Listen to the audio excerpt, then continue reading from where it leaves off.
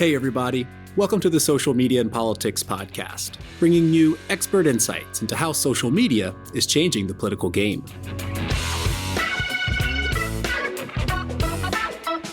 I'm your host, Michael Becerra, Associate Professor of Communication at Lund University.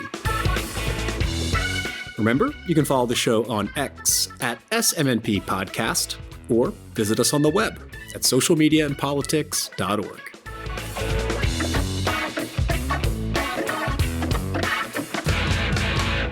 All right, y'all. Thanks so much for tuning in.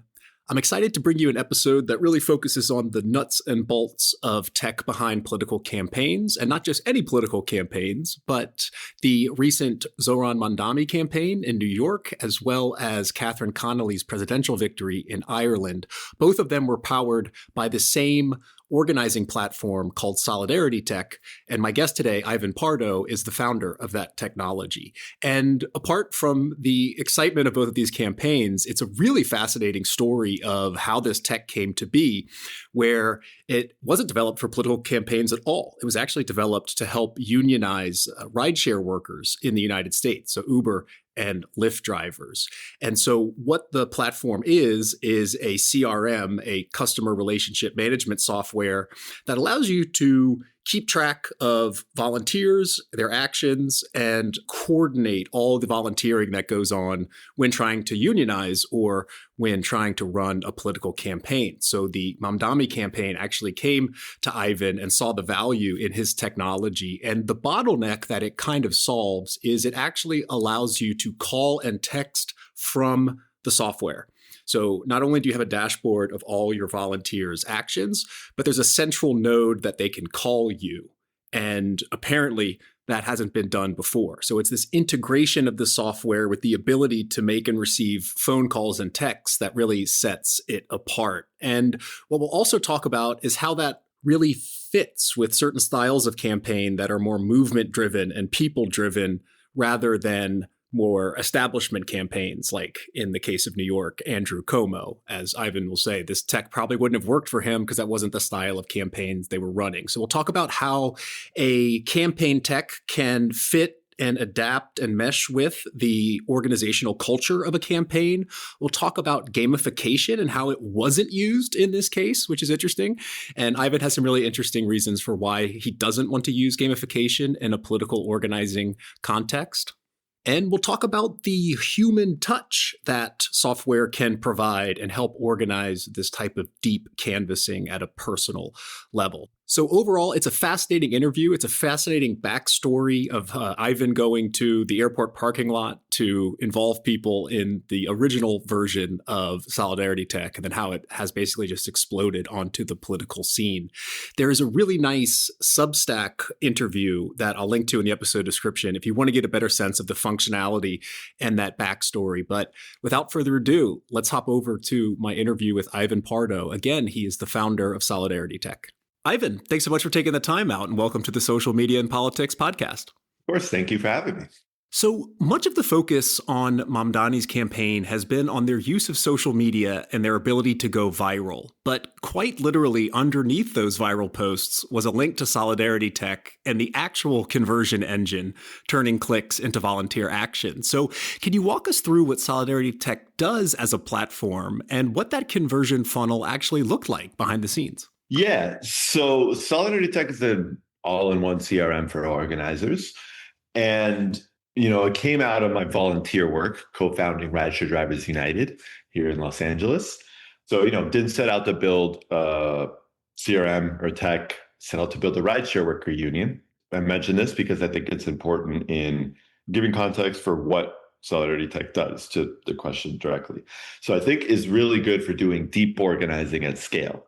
If we think about the rideshare industry, there's say 600,000 drivers in the state of California, which is our initial geographic target. And, when I started organizing drivers, I went to the airport parking lot and started trying to talk with drivers, see if we could build a committee. And we had no staff. And I was essentially committed to being a full-time volunteer.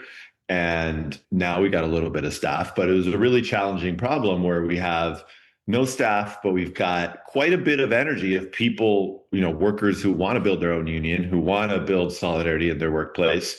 And yet we just have a very disparate workforce, very massive scale. And we kind of needed to imagine what are the set of tools that we could use to try and find supporters on the internet or wherever it is that we can find them and turn them into committed volunteer organizers over time. So I think that was the initial use case. Like, didn't set out to build software, set out to build the rideshare worker union. And I'm an engineer. So like when I ran into a tech problem that I couldn't solve with off the shelf tech, started to like feel out what these tools that, I imagine should exist, what they actually should be. So once we had a product out there years after starting the rideshare organizing, the Zeron campaign picked it up and sort of saw how it could be used for the use case of volunteer management in a political campaign. So there's a lot, like if we want to get into the mechanics of exactly what it does, we can do that. But I'd say like big picture, it helps you do deep organizing at scale and is really good at turning an online supporter into an in real life organizer. Absolutely. I do want to get into the mechanics, but I think it's particularly fascinating that, the original use case, as you mentioned, wasn't developed for politics. And there's already dozens of organizing platforms built specifically for political campaigns. And it seems that Solidarity Tech's integration with calling and texting is what really sets it apart. And I'm curious, when it comes to mechanics, why is that call text integration so critical for organizing? And could you give us some examples about how that benefited the campaign? So if you have people who you're trying to organize in, the rideshare industry who don't share a common workspace, we need to find a way to get them into a shared room for some sort of a meeting. People who want to be involved in the union, get the right people into a room in person. And the strength of the relationships that you're going to need to develop with people, if you're going to ask them to take risky action, like going on strike, signing a union authorization card, or whatever, is going to be a lot stronger than you can build with people over email. So I think early on, it was like this understanding that like to get to where we want to be and be able to potentially organize a majority strike, we were going to need to have deeper relationships that we could do over email, and that text and calling was going to serve as a bridge to get people to in person. So I think like that was kind of the theory up front. And in particular with the Zeron campaign, you think about, there's a whole event management piece to Solidarity Tech. So every Canvas event, every phone bank event that the Zeron campaign ran was all mobilized and organized through Solidarity Tech. So there's like, putting aside the event management stuff for a second, one of those viral posts on social media showed up, they would have a link. They would, post a link right underneath it to volunteer.zeronfornyc.com, which is, on Solidarity Tech, and to get somebody to fill out a form to either phone bank or to sign up for a canvassing shift. And that gets somebody into the system with their initial kind of commitment to come to an event. And that's great. And, then there's all the automations and everything to ensure that the person who makes a commitment actually shows up. And I think like if that is where things ended, they wouldn't have needed Solidarity Tech. Like you can use, there's plenty of tools that allow you to do that. Like, the standard Mobilize or Eventbrite or whatever. I think the part that did serve the campaign for the type of like movement campaign that they wanted to build is the calling and texting. Like that was a big part of it, because what that allows you to do is after somebody makes that first commitment, and the calling and the texting will potentially help you get them to show up that first time, but more critically, it allows you to deepen the relationship with that person and try and get more commitments from them, try and get them to feel more engaged with the campaign, feel more like of a sense of ownership over the campaign, and be able to commit to further sessions. That's the part that I think that the calling and texting really excels at, and that I think Solidarity Tech does what just a standard event platform is not going to be able to do, is going to get you to have a strong enough relationship with your supporters that they're going to continue to recommit to events and that they're going to do, whatever they can to elect the candidate that they feel so strongly about. Absolutely. And I mean, feel free to correct me if I'm wrong. This is not my main area of expertise, but I'm presuming that the breakthrough that you have in your technology is that you actually have the ability to call and text through the platform. And is that sort of like a voice over IP technology? Because what I was reading is that there would be kind of a single number that was associated with the campaign so that people could actually text that single number, or the campaign could call and ask for actions from that single number. And I wonder if that is part of that relationship, that you know who this number is. You can save it in your phone. It's not a robotext, right? 100%. They had one number. And I think that if you were to go to the field office where the field staff is working during the campaign, I found it really nice to see everybody kind of have a text inbox screen in Solidarity Tech open. And the screen was kind of just lighting up with people asking whatever, like it kind of became understood that if you want to reach out to the campaign and get an answer for a question or get something resolved, you had the number to do it. I think there's a number of ways where people came to understand that.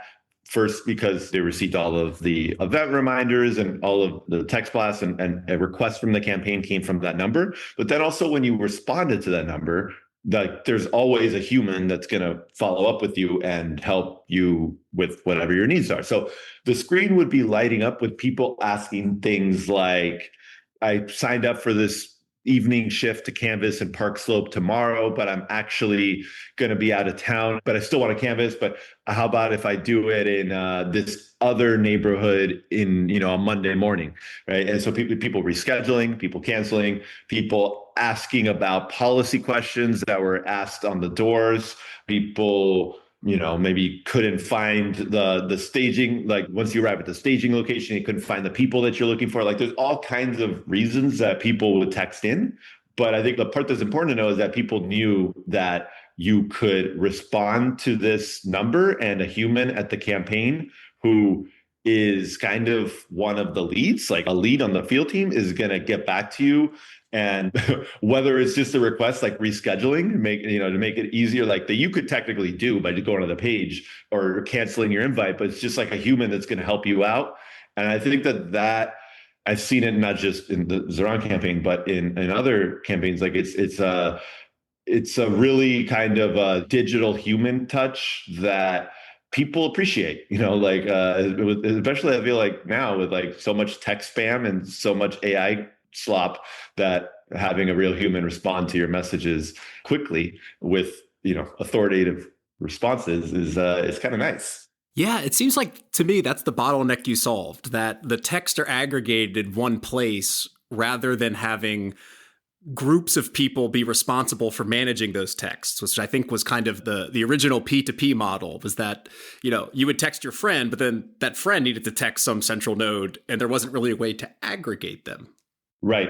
And I think there's still a role for like the relational text your friend from your own number. But I think like the role for the unified shared inbox in a political campaign for volunteer management, I'm not sure if anybody had done that before. I could be wrong, but I think that the Zeron campaign they're the first political campaign we'd ever worked with. And I gotta Tasha, who's the field director, she's the one who had like the vision for how Solidarity Tech, which I really just built for union organizing, could be used on a large scale political campaign. So all credit to her for kind of having that vision of how like the shared text inbox and the whole model could map over so cleanly to a political campaign. But yeah, I think you're right.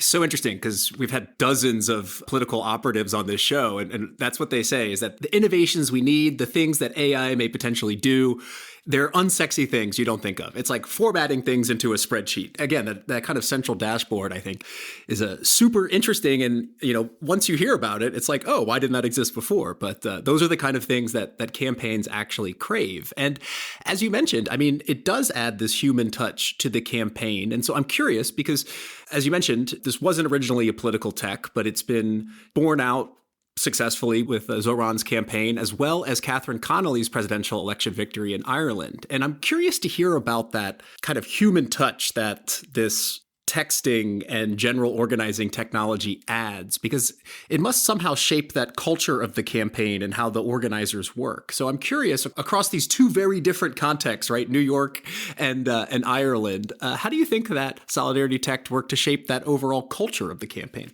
Well, I think that something like the Andrew Cuomo campaign wouldn't have any use for Solidarity Tech. Like we wouldn't have been able to help them anyway. Not that we would have, but like there's nothing they can do with it, because I think a prerequisite to getting the most out of Solidarity Tech is having like an engaged base of volunteers who want to put in the work to build a movement campaign, like who want to talk to their neighbors about the candidate and about bringing their policy vision to life. And so I think that if they hadn't had that vision up front, I think that Solidarity Tech wouldn't have really contributed much. So I think that like the type of campaign that both of these candidates wanted to run was certainly people powered. Like they knew, like as underdogs, their strength was going to be motivating and mobilizing hundreds of thousands, tens of thousands of supporters to talk with their neighbors, talk with store owners and put up flyers, to do a lot of phone banking, to knock on doors, like all of the work that goes into building a movement. You need to have like the candidate and the policy vision to motivate people. And so I think that once you have that, then like the organizing model that Solidarity Tech kind of encourages meshes well with like the sort of culture that you already would have come to have by the time you considered adopting Solidarity Tech. So I think like they already had that culture, and Solidarity Tech just like meshes perfectly with that culture. And I think it's like, so it becomes symbiotic, but I think like the reason I bring up like an Andrew Cuomo type of, they didn't have that culture when they started. And there's no way that tech is going to give them that culture. It's just not what they're about. And so I think like, yeah, if you already have that sort of a vision for that's the sort of campaign you want to run, then Solidarity Tech is going to like seem very like a very natural fit once you like kind of learn about it. Right. It channels this enthusiasm. And I'd like to zero in on Zoran's campaign because it's such a great case study in modern times of effective organizing, with this enthusiasm. But I mean, some of the stats I was looking at was something like 50,000 volunteer signups, 1.6 million doors knocked on, and almost a 250,000 of canvassing conversations had. So I'm curious, by looking at that campaign, which I know you were also kind of participating in actively, what innovations or best practices did you see emerge from how Solidarity Tech was used in practice? I think by the end of the campaign, those numbers might have been close to double. So I think like they kept picking up, I think it was 3 million doors. There was a little over 3 million doors. And I think you kind of, at the first question, you kind of hinted at what I think is in this moment, and Catherine Connolly did something similar, kind of a powerful like 1-2 combo, which is, having first of all, you have to have a great candidate and great policy to start. But if you got that, then I think like having a digital, like a video team that can make, the short form videos that get people talking. Like it doesn't like, on Twitter, I think in particular is kind of where I was mostly following the Zoran stuff, but like, it's not just people who support your campaign who are talking, you've got the haters coming out. You've got just a lot of like people talking about it and drawing attention to the video. Doesn't matter whether it's positive or negative, like the right people will see it. And then like having that video and then having the post that follows it be like okay, now that we got your attention, if you like us and you want to help, bring about what we're talking about in this video, click here and what we've got work that we can ask you to do to help. And I think that and this is something like with the rideshare work that I spent a lot of time learning. People are eager to help. Not everybody, but like there's a lot of people who don't just want to talk, who want to do meaningful tasks to turn their convictions into real world activity. And I think it's important to have things that people can do. Like it's not just knocking on doors. I feel like there's a tendency maybe to like think that they won because they knocked on a lot of doors. Like I don't think I don't think we should get caught up on like the act of going door to door and talking with people. But there were lots of different, they did a lot of friend banking. They did a lot of like postering. They did a lot of phone banking and a bunch of other tasks that I'm not remembering right now. But, there was a lot of ways that volunteers could contribute depending on, and I just know from the rideshare work, there's a lot of people who don't want to get on the phone. There's a lot of people who don't want to walk around their neighborhood, but just having like, at a certain point, you have to say, well, then there isn't much that you can do. But like just having a variety of tasks that you can offer people so that they can make meaningful contributions. Like if you've got the right characteristics to start the campaign, like I think people want to do that. And I've, learned that with the rideshare stuff too, where we have had thousands of rideshare workers over many years, like put in meaningful work to build their own union. And, even if it seems impossible, even if it's really difficult to imagine winning, if you can motivate people and give them like meaningful work to do, like I think you'd be surprised to see how many people want to do it. Absolutely. One stone at a time. But, we talked about the call text integration, but also what Solidarity Tech can do is sort of actually keep track of these referrals and volunteers and actions in a kind of central platform, which is key to a lot of CRM platforms. And so you could identify influential volunteers through referral links and kind of follow up how many people they could then sign up. And there's other platforms that would try to gamify those interactions and encourage people to take actions for points. But Zoran's campaign didn't go the gamification route. And I'm curious why you think that they didn't. Well, I don't know if they considered it. Like I would say with the terms of product wise, I've definitely considered it because it is pretty standard nowadays to have that in product. I don't believe in it for a number of reasons. I think before co-founding Rideshare Drivers United, I made this app called Boycott, which is like a way to boycott bad stuff. And there was some gamification stuff in there. And people didn't really, I don't think that's what motivates people, like the little points, or I don't think it's like a competitive, me against the other volunteers that motivates people. I think that it's motivating enough to say, you just referred 3 people to come to a canvassing shift. That's incredible. Do you have anybody else in mind who might be interested? Like that's enough. Like, I don't think you're going to motivate people more by putting it on a leaderboard. And I think like that was just as like a product person, kind of like deep conviction. And we've never done any sort of gamification stuff for Rideshare Drivers United, or there's none of that built into Solidarity Tech. And, they knew about the referral stuff. And like, there's a way to motivate people to refer their friends and contribute that doesn't turn it into a competitive mess that I think like just doesn't fit with like the whole vibe of the campaign. Is not as like, even with rideshare drivers, it's not like me against other drivers. It's all of us against, the bosses trying to exploit us, or, it's all of us unified to try and win this campaign. And I just feel that the competing with other people that are trying to do the same thing with you just is not the right way to frame things. And it just doesn't feel right to me. That's totally compelling. I hadn't thought about it that way. But one more question on the tech side, which is, as you're an example of, individual people can contribute with building certain solutions. And that happened also with Zoran's campaign, where you had a lot of tech savvy volunteers who were sort of custom building solutions on top of Solidarity Tech stack. And I'm just curious if you could talk a little bit about what kind of solutions that volunteers were building and kind of what needs they were trying to solve for that election. Yeah, there were a bunch. And then staff built some too. Also with the Catherine Conley campaign, Solidarity Tech offers an API. And for example, a super volunteer in the Zoran campaign, built what they called host tools, which is people who are responsible for hosting canvassings, like canvas leads. And, you would get, that person would have a series of, a list of volunteers who RSVP'd to that event, to Canvas.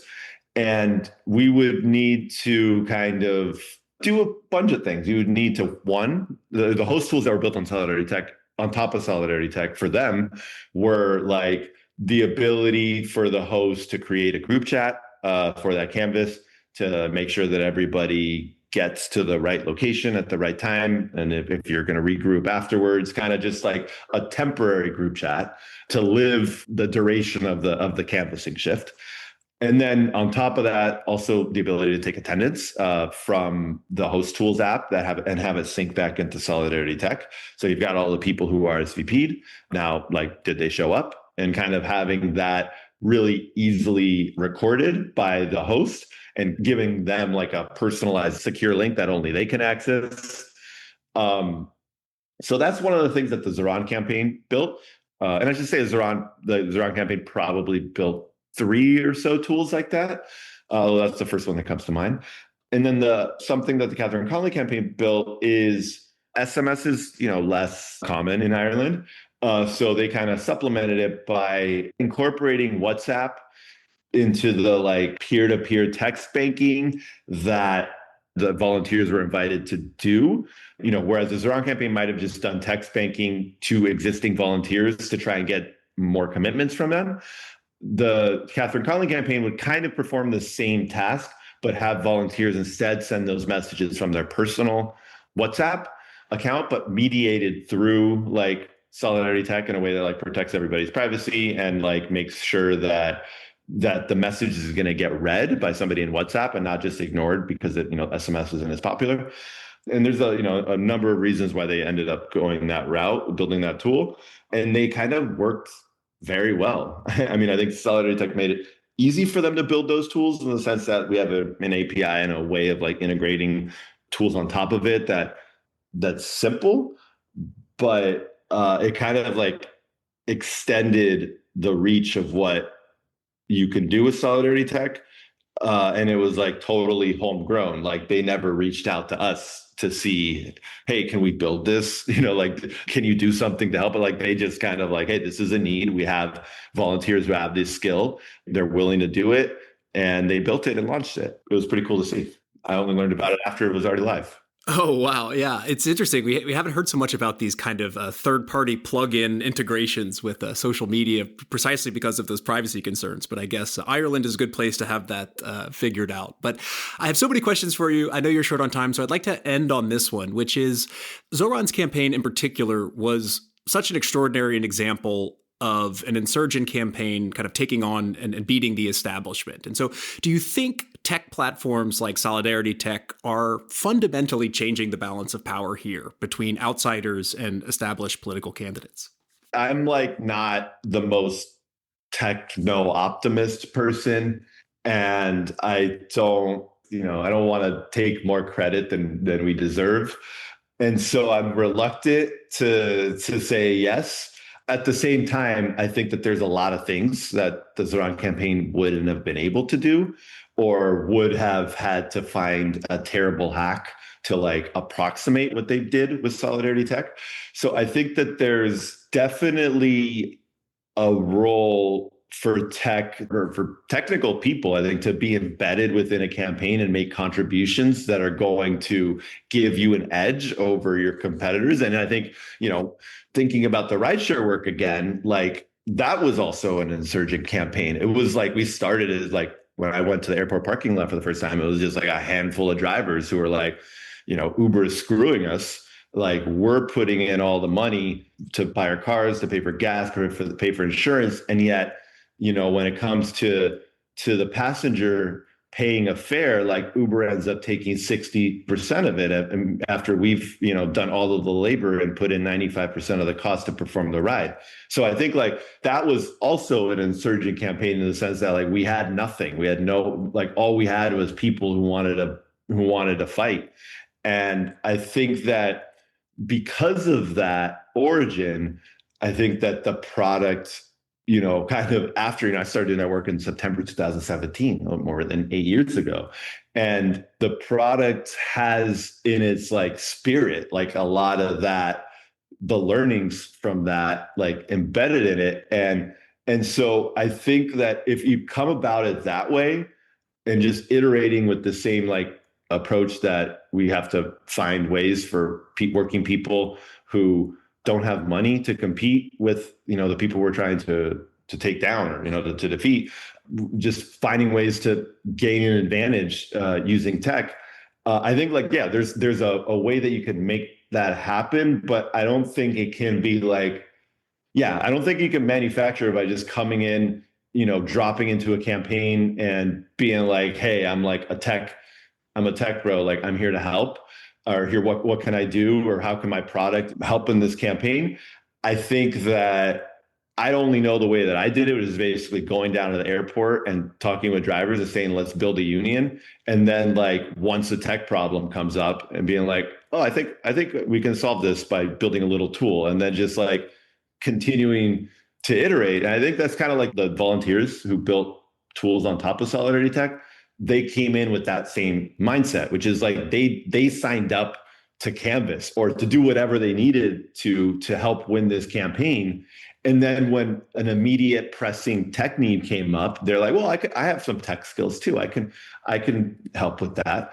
So I think like that's like the way that it works. I think like an pre-existing product or like somebody that's just intent on only building tech, parachuting into like a campaign is probably going to result in disaster. But I think like if you care about helping ordinary people win and you just kind of come in to offer help in any capacity. Like when I started doing the rideshare work, I was just bringing waters to events. I was just like talking with drivers. Like you gotta drop your ego if you're a tech person and think, oh, I'm like, there's a lot of, tech people who think that just because you can run a tech company or write code or whatever, that you're qualified to perform any job on the planet. Like I think we saw this with like the Doge stuff, and that's just not true.